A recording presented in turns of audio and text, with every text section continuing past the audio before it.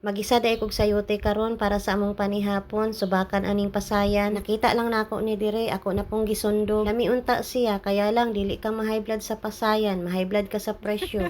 Mahalan jud ko, pero kay gusto man ta mukaon, piyungan na lang. Bali 100 lang ni akong gipalit kay pangsubak raman. Gilimpyuhan ako nagtarong, kailangan matilok jud ang tinai. Kay katong last nga nagluto ang maldita ani, wala nagkaon among bata. Kay ngano, wala daw lami kay naa daw green. Nahiwa-hiwa na day nato atong sayote diha, ingon ana pagkahiwa. Iandam na po nato atong mga lamas. Dali ra ni kaayo lutoon, gisa-gisa lang. Labi na nga dali ra pud kaayo maluto ang pasayan. Dili ra ka mapasmog hinulat, labi na kay gutom na.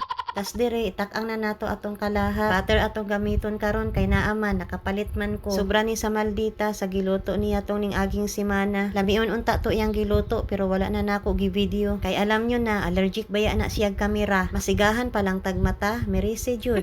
Gitimplahan na pud ay nako na ana lang nga pagkatimpla kanang inato lang ang lasa. Ingon ana nga timpla ang ganahan sa mga menopusal na, ingon ato akong kaila. Balik-balik sigig panaway nga kamera mang idara, tiguwang naman pud siya. Nagdali-dali na pud ay kog lungag kay wala man di ay mibahaw. Kapila na jud na nahitabo kanang mukaon na unta ko nya wala di ay kanon. Dili lang makapalaw, makasapot pa. O diba, luto na jud siya, ana lang kadali. Maghukad na ko, maskin wala pa naluto ang kanon. Wala tay mahimo, kundi maghulat. Kani bayang naatay ginahulat no, musamot na hinuon kadugay. Naglaway na jud ko nagtan-aw sa akong sudan habang gahulat sa kanon.